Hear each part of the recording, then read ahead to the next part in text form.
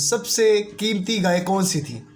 یہ بنی اسرائیل کا واقعہ ہے۔ حضرت موسیٰ علیہ السلام کے دور کا واقعہ ہے کہ ایک شخص تھا، بہت نیک اللہ کا ولی تھا، تو وہ بڑی عبادت کرتا تھا۔ اس کے پاس نا صرف ایک گائے تھی، تو اس کا نا وقت آن پڑا، یعنی کہ وہ انتقال کے قریب تھا۔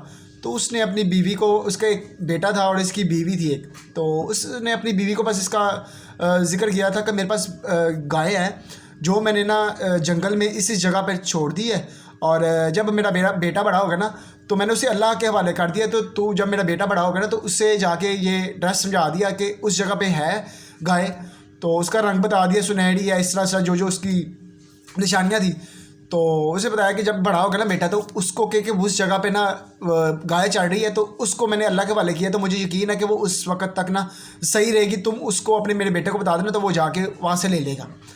تو وہ وفات پا گیا۔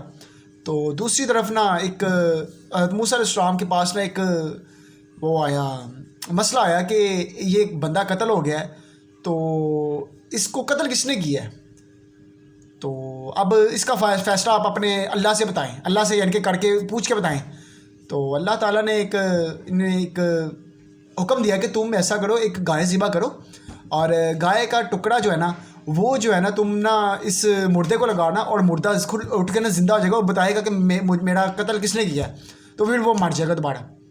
تو موسیٰ نے یہ بات اپنے قوم سے کہی، تو قوم نے کہا کہ انہوں نے نا یہ بات کو ٹالنے کے لیے، تمسخر اڑانے کے لیے انہوں نے بات کی کہ وہ گائیں کون سی ہونی چاہیے، وہ کیا ہونی چاہیے، اس طرح کر کے انہوں نے بات کی، تو اللہ تعالیٰ نے پھر ان کے لیے مشکلات ڈال دی کہ انہوں نے پہلے پوچھا کہ گائیں کیسی ہونی چاہیے، تو اللہ تعالیٰ نے موسیٰ کے ذریعے ان کو وحی کی کہ جو ہے نا گائے سنہری کلر کی ہونی چاہیے، سنہری رنگ کی۔ تو انہوں نے کہا اچھا، اور وہ کس طرح ہونی چاہیے، یعنی کہ وہ کیسی ہونی چاہیے؟ تو پھر اللہ تعالیٰ نے فرمایا کہ اس سے نہ کوئی کسی نے حل، یعنی کہ نہ جوتی گئی ہو، اور نہ ہی وہ بوڑھی ہو، نہ ہی وہ بچی ہو، ساری نشانیاں بتا دی۔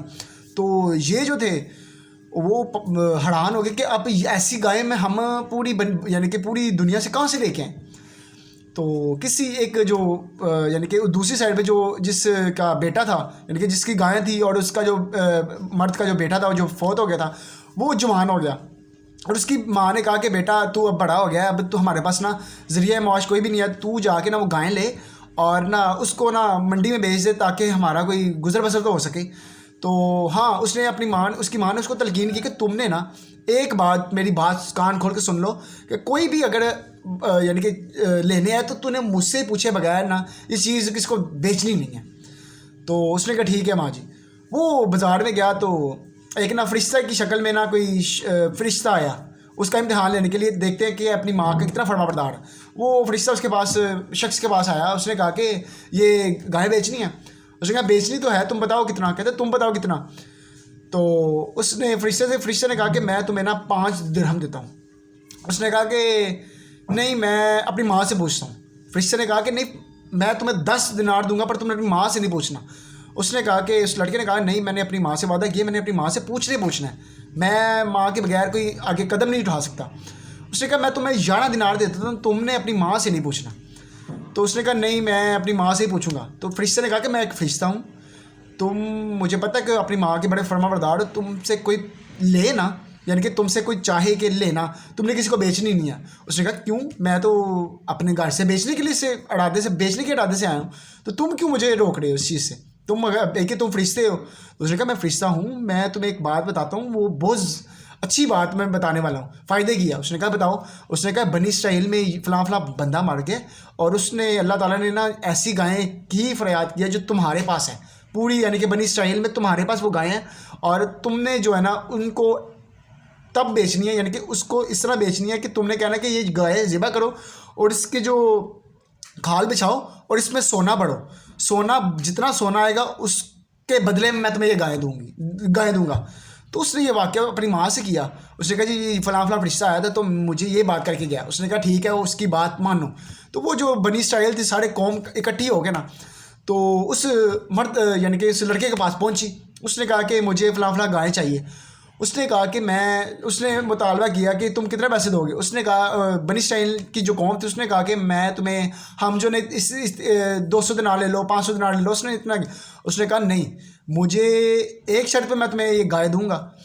تو وہ شرط یہ ہے کہ تم گائے کو پہلے ذبح کرو, اس کی کھال میں جتنا سونا آتا ہے نا اس کے برابر, یعنی کہ وہ سونا مجھے دو, پھر میں تمہیں گائے دوں گا. وہ مرتے اب کیا کرتے, کیونکہ سوال کر کے وہ پھنس چکے تھے. دوسری گائیں بھی اللہ تعالیٰ نے کہا تھا نہیں یہی گائے لینی ہے, تم نے اگر یہ سوالات کیے ہیں تو سوالات کا یہ نتیجہ کہ تم یہی گائے لو. تو اب وہ مرتے کیا کرتے, بڑا اب انہیں لینا پڑا.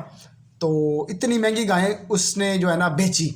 تو وہ جب گائیں کا یعنی کہ ذبح کی تو اس کا جو ایک ٹکڑا تھا اس مرد یعنی کہ جو مرے ہوئے مردے کو لگایا اور وہ زندہ ہو گیا. اس نے کہا جی جو میرا یہ آگے آگے ہو کہ یہ میری قتل کے یعنی کہ یہ پوچھ رہا ہے نا کہ کس نے قتل کیا ہے, یہی میرا قاتل ہے. تو اس کا چچا زاد بھائی تھا, تو اس کا پتہ لگا اور اس کو یعنی کہ سزا ہو گئی. تو اس سے یہ بات بتا دیتی ہے کہ اللہ تعالیٰ کے جو نیک بندے ہوتے ہیں نا, جو ماں باپ ہوتے ہیں, ان کی اولادوں کو بھی اللہ تعالیٰ ضائع نہیں کرتا.